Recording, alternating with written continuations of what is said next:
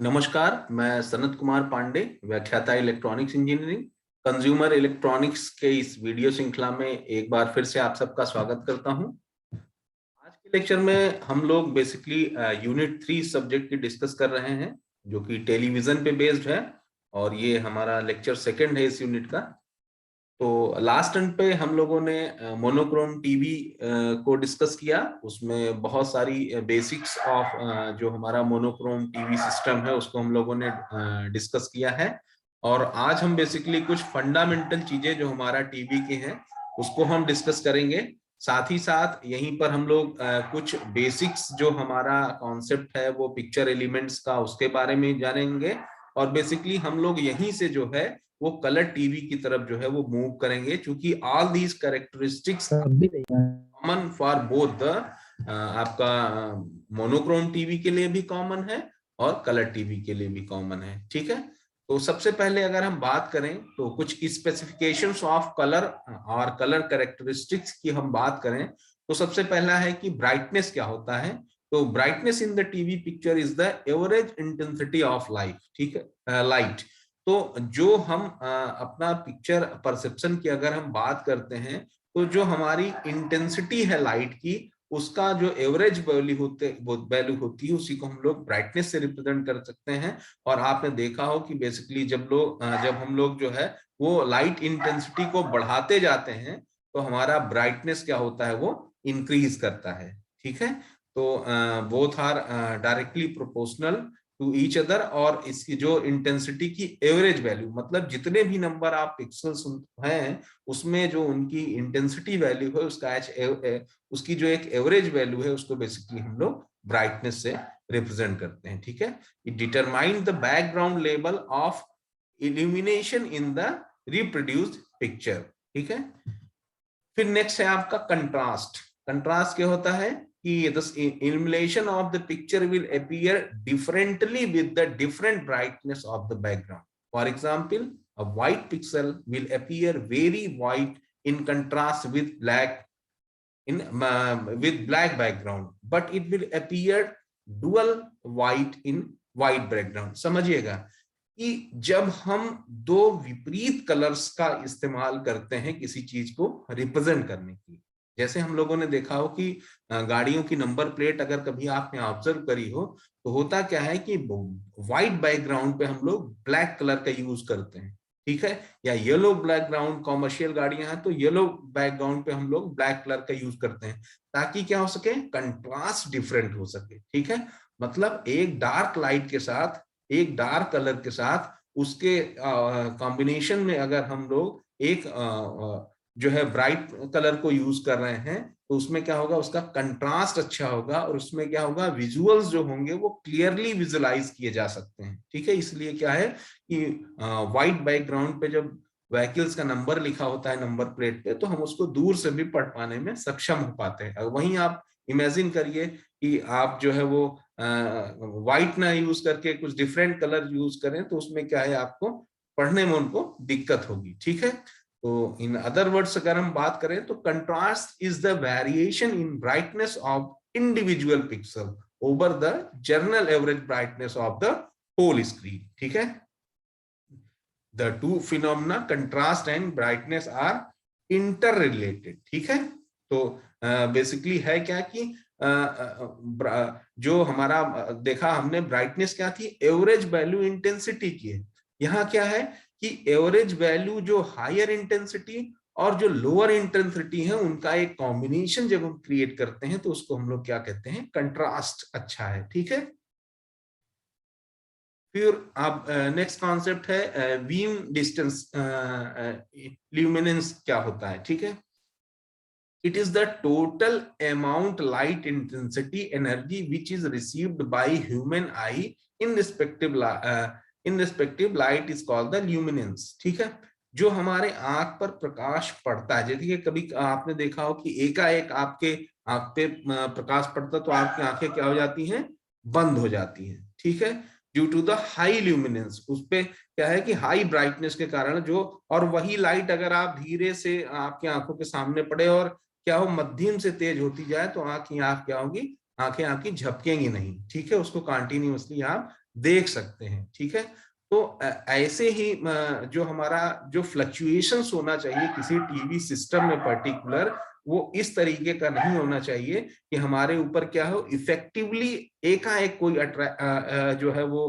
Colour produce होने लगे। ठीक है, जो हमारी आंखों को क्या करे कि वो झपका दे, बंद हो जाए, जिसके कारण और हम क्या है उस विजुअल्स का पर्टिकुलर जो है वो आनंद न ले पाए। ठीक है, it is the major of visual sensation of the quality, quantity और brightness of light emitted from the pixel. ठीक है, तो जो हमारा विजुअल्स हैं उसमें जो सेंसेशंस है, बेसिकली आजकल हम देखिए हम लोग जनरली क्या करते हैं 4K वीडियोस के बारे में बात करते हैं ना, कि बेसिकली क्या है, वीडियो की क्वालिटी से रिलेटेड चीज है। ठीक है, तो इसी कॉन्सेप्ट का बेसिकली और अपग्रेडेशन वर्जन आजकल हम लोग देख रहे हैं 4K। ठीक है, अब उसमें क्या है कि कंट्रास्ट भी अच्छा है, जो दो आपस में डिफरेंट कलर्स हैं उनमें जो है क्या कि जो उनको अलग अलग जो है वो पहचानने की क्षमता जितना ज्यादा है उतना हम बोलते हैं कि उनका कंट्रास्ट अच्छा है। तो कंट्रास्ट भी अच्छा रखते हैं, उनकी ब्राइटनेस भी अच्छी रखते हैं, और फिर उसके कारण से उसमें क्या है, ल्यूमिनेंस भी ऐसा होता है जो हमारे आंखों पर एकाएक ऐसा कोई प्रभाव न डाले कि हम विजुअल्स को एंजॉय न कर पाए। ठीक है, फिर यहीं पर एक कॉन्सेप्ट आता है ग्रासमैन्स लॉ। बेसिकली होता क्या है कि जो हमारा कलर टीवी या कलर सिस्टम है, बेसिकली इसमें हम कहते हैं कि 3 बेसिक कलर्स ही होते हैं, रेड, ग्रीन और ब्लू। ठीक है, इन्हीं 3 कलर्स को हम लोग किस किस रेशियो में आपस में मिक्स करके डिफरेंट डिफरेंट कलर को हम लोग जनरेट करते हैं। ठीक है, तो ग्रॉसमैन साहब ने एक लॉ बनाया जिसके बिहाफ पे हम लोग डिफरेंट डिफरेंट कलर को जनरेट करने की एक इक्वेशन दी। ठीक है, तो when a colour is produced by adding 3 primary colours, it luminance is the sum of luminance of the individual primary colours. ठीक है, अब ग्रासमैन साहब ने यहीं पर एक जो है हमारा रिलेशंस इस्टेब्लिश किया कि हमारा रेड का, ग्रीन का और ब्लू का जो हमारा ल्यूमिनेंस वैल्यू है उसको जब हम ऐड करते हैं तो हम करते हैं ऐड करते समय इसको हम कुछ वेट वैल्यू से मल्टीप्लाई भी करते हैं। ठीक है, तो इनके फॉर्मेट को जो अलजेब्रिक रिलेशंस में जब हम शो करते हैं तो दिया गया है y is equal to 0.59 G for green and 0.30 R for red and 0.11 B for blue। तो ये जो हमारा वेटेड वैल्यूज है, वेटेड वैल्यूज कौन कौन सी है, 0.59, 0.30 और 0.11। ये जो रिलेशंस इन्होंने इस्टेब्लिश किया विद जो है basic colours red, green and blue, इसी कॉम्बिनेशंस को हम किस नाम से जानते हैं, ग्रॉसमैन लॉ के नाम से जानते हैं। और ये बेसिकली आपको ऑब्जेक्टिव एग्जामिनेशन में आपसे पूछ सकता है कि आपको रेड, ग्रीन और ब्लू की वैल्यू दी होगी और एक रिलेशनशिप जो ग्रॉसमैन कांस्टेंट है उसकी वैल्यू क्या है, या इन तीनों कलर को मिक्स करने पर ल्यूमिनेंस की क्या वैल्यू होगी। अगर हमें इंडिविजुअल वैल्यू पता हो तीनों कलर के ल्यूमिनेंस की जो हमारे बेसिक कलर हैं, तो आप इसी रिलेशन से निकाल सकते हैं। ठीक है, और आप इसको अगर ऐड करके देखेंगे तो आपका जो है वो 0.59, 0.30 और 0.11 को जब आप ऐड करेंगे तो वैल्यू क्या मिलेगी, 1 मिलेगी। ठीक है, तो आपको यहाँ पर अपना इसको याद करने का एक कॉन्सेप्ट बनाना पड़ेगा कि y इज इक्वल टू 0.59 सबसे बड़ी वैल्यू के साथ ग्रीन, ग्रीन मतलब हम लोग ज्यादा से ज्यादा हरियाली देखना चाहते हैं तो ग्रीन। ठीक है, फिर उसके बाद रेड, रेड की इंटेंसिटी ज्यादा तो हम उसके बाद किसके साथ मल्टीप्लाई किया, 0.30। ठीक है, और फिर यहीं पे इसको मल्टीप्लाई किया मिनिमम वैल्यू 0.11 से। ठीक है, तो ब्लू। ठीक है, तो इस तरीके से कोई आप अपना एक कॉन्सेप्ट बना सकते हैं कि कैसे इसको आप याद रखें, इज अ इंपॉर्टेंट रिलेशनशिप। और ये आपके कॉम्पिटिटिव पॉइंट ऑफ व्यू से कंपटीशन में भी इस पे क्वेश्चन आते हैं और आपको ये याद रखना चाहिए रिलेशनशिप।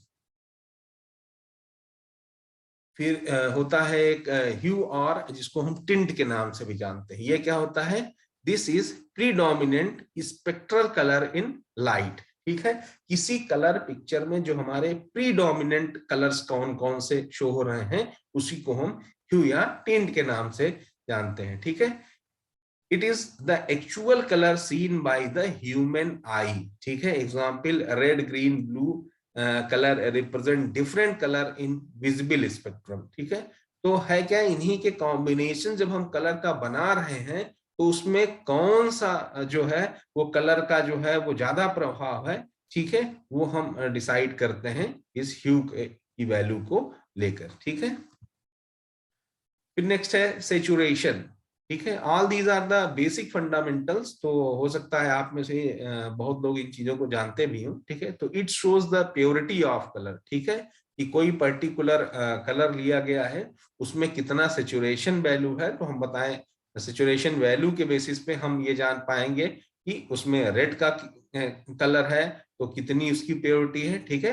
ग्रीन है तो ग्रीन की कितनी प्योरिटी है। तो सबकी अपनी एक सेचुरेशन वैल्यू दी होगी किसी पिक्चर फ्रेम की अगर हम बात करें। तो it is the amount of the light mixed with colour, ठीक है। अब उस पर्टिकुलर कलर का जो टोटल मिक्सचर है उस लाइट कॉम्बिनेशन के साथ, ठीक है, वो हमें बेसिकली क्या है, वही हमें पिक्चर का जो अभी आपने देखा ह्यू या कह सकते हैं कि जो हमें प्रॉपर पिक्चर दिख रहा है उसमें पर्टिकुलर जो हमारा प्योर कलर है उसका कितना परसेंट है, ठीक है। तो a color which is diluted with pure red without white is saturated color, but red mixed with white is desaturated, ठीक है। तो है क्या बेसिकली कि हम जैसे रेड कलर हमने ले लिया, ठीक है, उसमें व्हाइट कलर को मिक्स किया तो पिंक शेड आ गया, फिर उसको और जो है लाइट किया तो ऐसे क्या है कि जो हमारा एक मान लीजिए पिंक कलर बना तो उस पिंक कलर में कितना पोर्शन रेड कलर का हमारा मिक्स है उस व्हाइट के साथ, उसी को हम क्या बोलेंगे, सेचुरेशन वैल्यू, ठीक है। फिर कंपैटिबिलिटी क्या होती है। अब कंपैटिबिलिटी की हम बात करते हैं तो इसकी बात यहां से आई कि जैसे हमने हमारे पास पहले मोनोक्रोम टीवी सिस्टम था, फिर हमने क्या इजाद किया, कलर टीवी सिस्टम इजाद किया। तो कलर टीवी सिस्टम जब हमने बनाया तो हमने ये देखा कि जो हमारा black and white TV system है, अब जब कलर सिग्नल ट्रांसमिट होने लगा तो क्या हमारा ब्लैक एंड व्हाइट वाला टीवी उस कलर सिग्नल को रिसीव कर पाएगा, उसके अकॉर्डिंग रिस्पॉन्स कर पाएगा। तो हमें ये कॉन्सेप्ट आया कि ऐसा है कि ऐसा सिस्टम टीवी ट्रांसमिशन कलर का बनाया जाए जो सिग्नल हमारा ब्लैक एंड व्हाइट टीवी के साथ भी क्या हो, कंपैटिबल हो। कंपैटिबल में मतलब क्या है कि उस सिस्टम को भी रिस्पॉन्स कर पाए, ठीक है। तो colour TV system produce a normal black and white picture on black and white TV, ठीक है, without any modification is known as compatibility. जो कलर टीवी सिस्टम के लिए हमने सिग्नल को ट्रांसमिट किया वही हमारा ब्लैक एंड व्हाइट टीवी के को भी क्या है, रिस्पॉन्स करने में सक्षम है, उसी को हम बोलते हैं क्या, कंपैटिबिलिटी, ठीक है। फिर कलर थ्योरी की हम बात करें तो बेसिकली आप लोग इसके बारे में जानते होंगे कि प्राइमरी कलर्स कौन कौन से हैं, सेकेंडरी कलर क्या होते हैं, ठीक है। तो प्राइमरी कलर जैसा हमने बताया कि जो आपका रेड ग्रीन ब्लू है उन्हीं के कॉम्बिनेशन से हम लोग बेसिकली क्या है बहुत सारे सेकेंडरी कलर इजाद करते हैं, ठीक है। ठीक है, फिर अगर हम प्राइमरी कलर की बात करें तो there are 3 primary colours, red green and blue. They are called as primary because all other colors can obtain by mixing of these 3 colors in appropriate portion, ठीक है। इनकी appropriate values को हम आपस में mix करके different different colors हम बना सकते हैं। When all 3 primary colors are incident in equal strength, we get white color or gray shade of white, ठीक है। अब सेकेंडरी कलर जैसा मैंने बताया कि हम प्राइमरी कलर्स को मिक्स करके सेकेंडरी कलर बनाते हैं, ठीक है। जैसे रेड और ग्रीन को आपने मिलाया तो येलो बन गया, ग्रीन ब्लू को मिलाया तो साइन कलर बन गया, ठीक है। फिर ब्लू रेड को मिलाया तो मैजेंटा। तो इस तरह से ये तो 3 कलर यहाँ पे लिखे हैं, बहुत सारे कलर और बेसिकली जितने भी कलर हमारे पास इस समय अवेलेबल हैं, ठीक है, वो क्या है कि इन्हीं 3 कलर जो हमारे प्राइमरी कलर्स है उन्हीं का क्या है, डिफरेंट कॉम्बिनेशंस है। फिर बात आती है कंपोजिट वीडियो सिग्नल की। अब कंपोजिट वीडियो सिग्नल क्या होता है? कंपोजिट वीडियो सिग्नल वह सिग्नल है जिसको हम ट्रांसमिट कराते हैं किसी पर्टिकुलर टीवी सिस्टम के सिग्नल को ट्रांसमिशन एंड रिसेप्शन के लिए। इसमें क्या क्या चीजें होती हैं ये बेसिकली हमें समझना है, ठीक है। तो इसको ध्यान से देखिए कि picture information is not transmitted alone, it is transmitted with blanking pulses and synchronous pulses, ठीक है। अब बात आती है ब्लैंकिंग पल्सेस क्या होती है। सिंक्रोनस पल्सेस तो हमने अभी लास्ट में डिस्कस किया था, ठीक है, सिंक्रोनस सर्किट जो डिस्कस किया था। लेकिन हम फिर यहाँ पे देखेंगे कि ब्लैंकिंग पल्सेस और सिंक्रोनस सर्किट के साथ में जो हमारा पिक्चर इंफॉर्मेशन होती है वही क्या बनाता है हमारा कंपोजिट वीडियो सिग्नल, ठीक है। अब अगर हम सिर्फ और सिर्फ पिक्चर इंफॉर्मेशन को हम ट्रांसमिट कर दें और रिसीवर पे हमारा पिक्चर इंफॉर्मेशन ही रिसीव हो, तो मैंने बताया था कि अगर उसमें सिंक्रोनाइजेशन पल्सेस नहीं होंगी, ब्लैंकिंग पल्सेस नहीं होंगी, तो हमारा क्या होगा, ऑडियो के साथ वीडियो कभी मैच नहीं करेगा।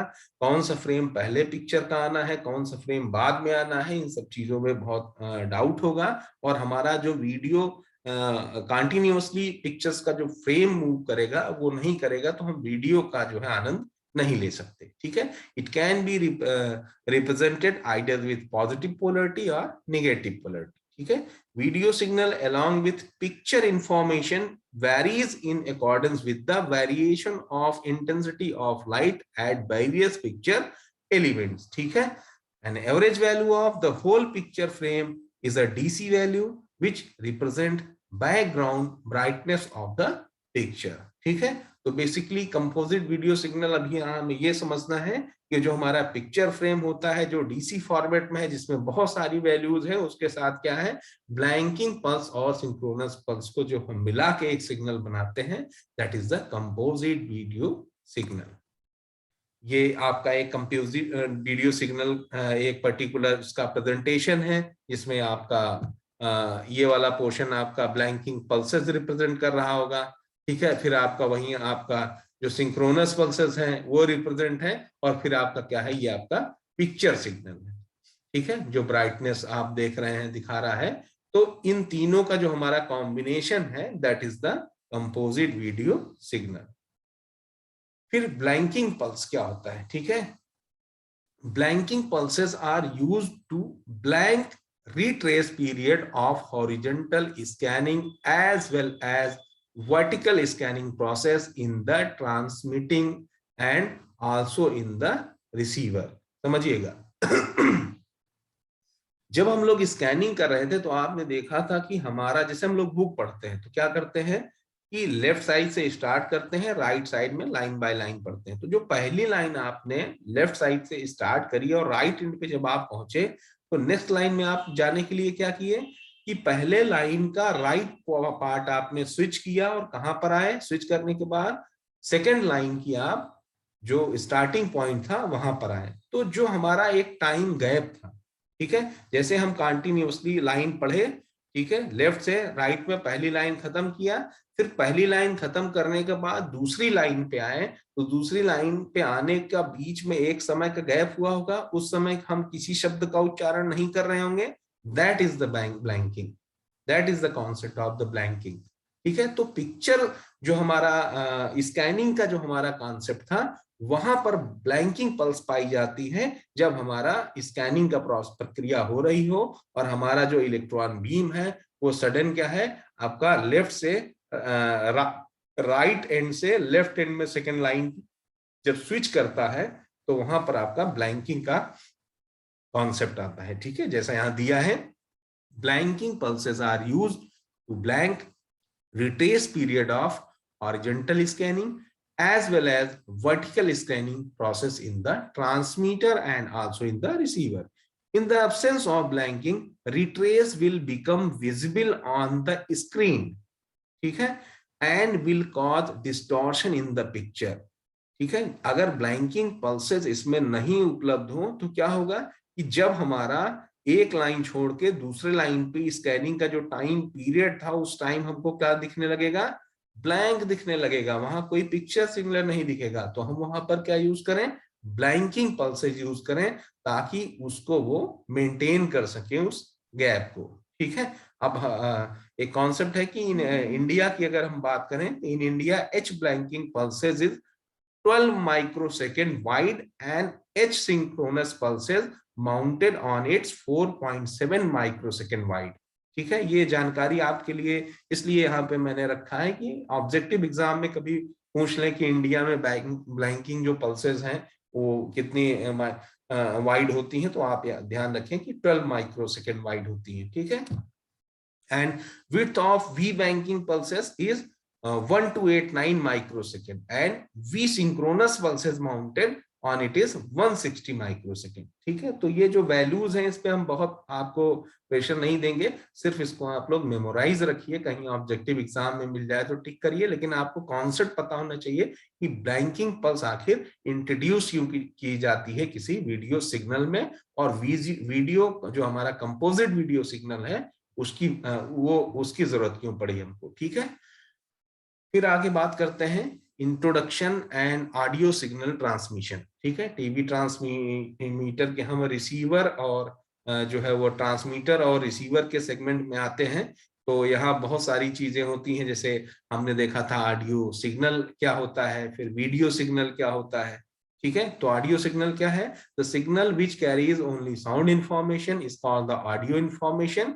A TV sound signal occupies somewhat less bandwidth in spectrum than in standard FM broadcast station। और वीडियो सिग्नल जैसा मैंने बताया था, जो हमारे विजुअल से जब हमको किसी इलेक्ट्रिकल सिग्नल में बदल लेते हैं। ठीक है, तो द वीडियो सिग्नल क्या है? The signal which carries only picture information is called the video information. और इसी सिग्नल को हम किसमें बदलते हैं? इलेक्ट्रिकल सिग्नल में with the help of the camera tube. ठीक है, और एडवांटेजेस ऑफ फ्रीक्वेंसी मॉड्यूलेशन, क्यों हम फ्रीक्वेंसी मॉड्यूलेशन यूज करते हैं? जैसा मैंने बताया अभी, ऑडियो सिग्नल के लिए हम लोग एफएम यूज करते हैं। तो क्यों यूज करते हैं? यहाँ पर नॉइज रिडक्शन होता है, ट्रांसमीटर इफिशियंसी हाई होती है, एडजेसेंट चैनल इंटरफेरेंस की वैल्यू कम होती है, को चैनल जो है इंटरफेरेंस भी क्या होता है? कम होता है। ठीक है, तो ये बेसिकली पॉइंट्स है। कभी इंटरव्यू में आपसे पूछा जाए कि हम लोग क्यों नहीं साउंड सिग्नल को भी हम एएम के थ्रू भेजें, क्यों हम एफएम प्रेफर करते हैं, तो आपको बताना होगा कि हम यहाँ पर हमारा वरीयता क्या है कि हम टीवी सिग्नल को भी एफएम से भेज दें, लेकिन एफएम से इसलिए नहीं भेज पाते क्योंकि बहुत सारी हमारी इंफॉर्मेशन जो है क्या हो जाएंगी? सप्रेस हो जाएंगी। ठीक है, और इसलिए हमें चूंकि हर पर्टिकुलर टाइम इंस्टेंट पे हमको एम्पलीट्यूड की एक वैल्यू की जरूरत होगी सिग्नल की, इसलिए हम इसको एफएम से भेजते हैं।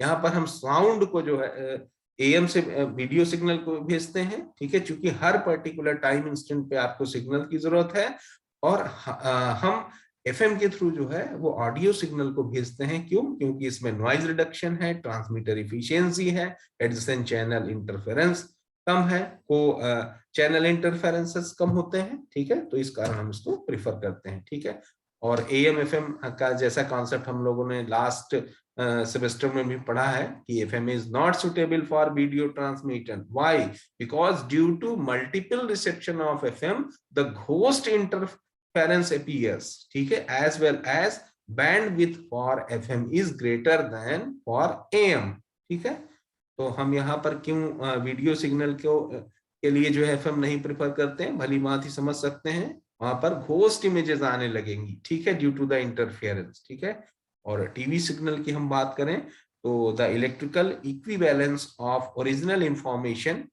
used for transmitting information at longer distance in the television is called TV signal, जिसको हमने देखा था कि वहां पर ऑडियो और वीडियो सिग्नल दोनों को मिक्स करके हम लोग कंबाइन करके भेजते हैं, that is a TV signal.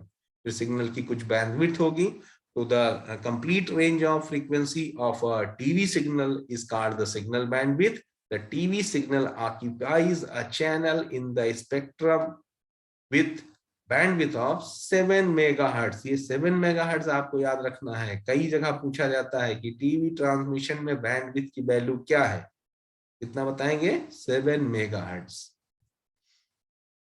फिर यहीं पर एक कॉन्सेप्ट है पॉजिटिव एंड निगेटिव मॉड्यूलेशन का। पॉजिटिव मॉड्यूलेशन क्या होता है? Even the intensity of the picture brightness causes increase in amplitude of the modulation, enveloped is modulated envelope it is called positive. कहने का मतलब यह है कि जब हम इंटेंसिटी को बढ़ाएं तो जो हमारा इन्वेलप का ये मॉड्यूल है, इसकी भी वैल्यू क्या हो रहा होगा, बढ़ रही होगी। ठीक है, मॉड्यूलेटर की सिग्नल की वैल्यू बढ़ रही होगी। ठीक है, बट अगर हम निगेटिव मॉड्यूलेशन की बात करते हैं तो when the polarity of modulating video signal is so chosen that synchronous tips lie at the 100% level of the carrier amplitude and increasing brightness produces decrease in the modulation envelope, it is called the negative। जब हम modulation की देखिए, career का जो हमारा maximum amplitude है वहां पर ये मैक्सिमम वैल्यू शो कर रहा होगा।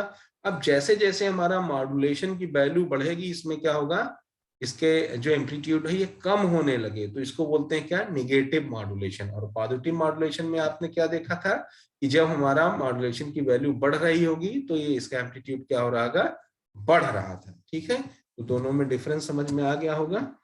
फिर merit and demerit of negative signal. ठीक है, बहुत सारे दो डिफरेंसेस हैं क्यों हम निगेटिव मॉड्यूलेशन को प्रिफर करते हैं। ठीक है, तो negative modulation is preferred for video signal transmission over positive modulating signal for following reasons. Effect of noise interface on picture signal. ठीक है, जो इफेक्ट है नॉइज सिग्नल का इसमें कम होता है। Effect of noise interference on synchronization, वो भी कम होता है। ठीक है, फिर peak power available from the transmitter. ठीक है, उसकी वैल्यू हाई होगी। Use of AGC automation gain control circuit in the receiver.